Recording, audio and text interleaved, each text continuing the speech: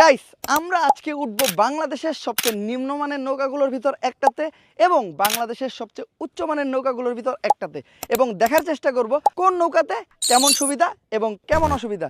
তো চলেন। বাংলাদেশে নিম্ন শ্রেণীর নৌকা বলতেই আমরা বুঝি ছোট ডিঙ্গি নৌকা বা মাছ ধরার নৌকা, যেটাতে চড়তে আমাদের কোনো টাকাই লাগে নাই, বলতে পারেন আমরা চড়ছি একদম মাগনা। আর অবশ্যই এই টাইপের নৌকায় একটা মাঝি থাকে।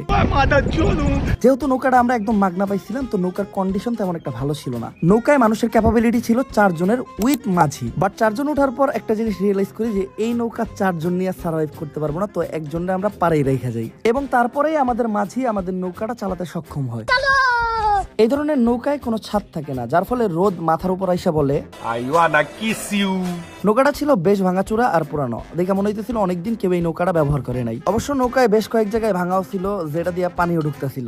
একটু একটু করে পানি ঢুকতে ঢুকতে একটা সময় মোটামুটি পানির বন্যা বয়ে যায়। অবশ্য আমি নৌকায় ওঠার পর আমার পায়ের পাড়ায় মাচাঙের বেশ কয়েকটা অংশ ভাঙা যায়। নৌকালা দেখলে আমার খবর আছে। প্রকৃতি সুন্দর হওয়ার কারণে নৌকার রাইডটা অতটাও খারাপ লাগতেছিল না, পানির মাঝখান দিয়ে যাইতেছিলাম, ভালোই লাগতেছিল। নৌকার কোনো ইঞ্জিন ছিল না, যার জন্য নৌকার স্পিডও অনেক কম। একটা সময় মাঝির উপর ভরসা করে না থাইকা নৌকাটা আমরাও চালানো শুরু করলাম। মজার বিষয় হলো নৌকাতে কোনো বৈঠাও ছিল না।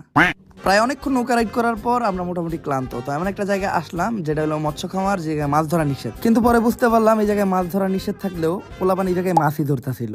আর নৌকাটা এতই দুর্বল ছিল যে আশপাশ দিয়ে যদি কোনো বড় ট্রলার যাইত তাইলে বেশ নাচানাচি শুরু করতো, লাইক ঝাঁকানাকা ঝাঁকানাকা ঝাঁকানাকা দেহ দোলা না। আর বিলের একটা প্রান্তে যে আমরা দেখলাম সেই টাইটানিক, যেটা বহু আগে ডুবে গেছিল কিন্তু রিসেন্টলি ভাইসা উঠছে। গরম এতই বেশি ছিল যে আমার পায়ের ঘাম মাথায় পড়তেছিল, তো মাঝির পাশাপাশি আমিও হাত মারতে শুরু করলাম, মানে হাত দিয়ে বৈঠা মারতে শুরু করলাম। আর গরমের দোচন সহ্য করতে না পাইরা একটা টাইমে আমাদের মাঝিও জামা কাপড় খুইলা উল্টা ডিগবাজি দিয়ে পানিতে লাফ দিল। আর যেহেতু আমি সাঁতার পারি না, তাই চাইলেও আমি গোসল করতে পারবো না, তাই গরমের দোচন সহ্য করতে না পাইরা মাঝিরে রাইখা নৌকা নিয়ে আমি রওনা দিলাম বাংলাদেশের উন্নত মানের নৌকাগুলোর ভিতর একটাতে চড়তে। উন্নত মানের নৌকাগুলোর ভিতর একটাতে চড়তে আমাদের যেতে হয়েছিল টাঙ্গুয়ার হাওর, কারণ এখানেই বাংলাদেশের সব থেকে উন্নত মানের ভাসমান নৌকাগুলো পাওয়া যায়, যাদেরকে লাক্সারিয়াস হাউস বোটও বলে। হাউস বোট বলার কারণ হলো আপনাদের বাড়িতে যা যা আসে এই নৌকায় ঠিক আপনারা তাতাই পাবেন। এই নৌকায় ঢোকার সাথে সাথেই আমরা দেখতে পাই বিশাল এক লবি, আর যেখানে অনেক মানুষজন ছিল। তুমি ঠিক দাও কেন? লবির ডেকোরেশন আর ডিজাইনিং এমন ছিল যেটা আমাদের বাড়িতেও থাকে না, আর পুরা নৌকাটাই ছিল ওয়েল ডেকোরেটেড। আর এই বোটের ভিতর আমরা আমাদের একটা রুমও পাই, যেটা ছিল বেশ সাজানো গোছানো, বলতে পারেন অনেক সুন্দর। আর এই রুমের ভিতর একটা এসি ছিল, যেটা মাঝে মাঝেই চলতো, আর এসির পাশাপাশি একটা ফ্যান, যেটা সবসময় চলতো। আর ছিল বেশ অনেকগুলা সুইচ, কিন্তু ওইটার ভিতর একটা সুইচই কাজের ছিল, যেটা আমি টিপতাছি। টিপাটিপি করতে আমার ভালোই লাগে। আমাদের জন্য পর্যাপ্ত পরিমাণ বালিশ ছিল, আর ছিল সুন্দর নরম তুলতুলা বিছানার ব্যবস্থা, এবং বাইরের ভিউ দেখার জন্য ছিল একটা জানলা আর একটা বেলকনি। অ্যাটাচ ওয়াশরুমও ছিল, ওয়াশরুমটাও কম খারাপ না। ওয়াশরুম পরিষ্কার পরিচ্ছন্ন থাকলেও যেটা সবচেয়ে বেশি ময়লা ছিল ওইটা হলো এই ওয়াশরুমের আয়না। আর এই ওয়াশরুমের সব থেকে অপ্রয়োজনীয় জিনিস মনে হয়েছে আমার কাছে এই পেন্টিংটা। ভাই আঁকতে আঁকতে কি এই পেন্টিং এর দিকে তাকাইবো?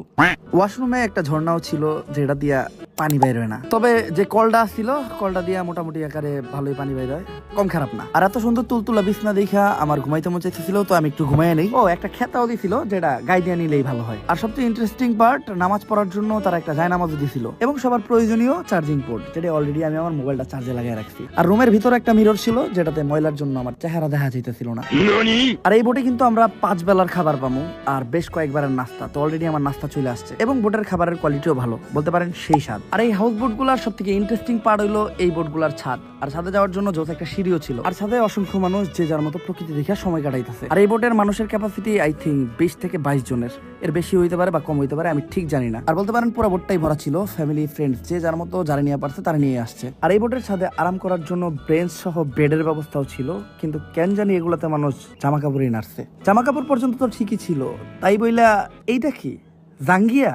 এই নৌকাতে সেফটির ব্যবস্থাও ভালোই ছিল, মানে টিউব, টায়ার, লাইফ জ্যাকেট, কোনো দুর্ঘটনা ঘটলে আপনি এগুলা দিয়ে সেভ হইতে পারবেন। আর এই বোটের ছাদটাও আমাদের বাড়ির ছাদের মতো গাছপালা ফুল দ্বারা বাগানের মতো সাজানো, কিন্তু ভাই কেন জানি এই জায়গায় মানুষ জামা কাপড় শুকা দিছিল। আর এই বোটে ছিল একজন ক্যাপ্টেন, যিনি একদম ভাবসাব নিয়ে বোটটা চালাইতেছিল, দেখতে জোশ লাগতেছিল। আর এটাতে একটা দোলনাও ছিল, যেটাতে ঝুলতে খারাপ লাগতেছিল না, কিন্তু ভয় লাগতেছিল যে কোন জানি ছিঁড়ে বেড়ে যায়। এছাড়াও এই বোটে প্রাকৃতিক পরিবেশের পাশাপাশি বিনোদনের জন্য ছিল গানের ব্যবস্থা।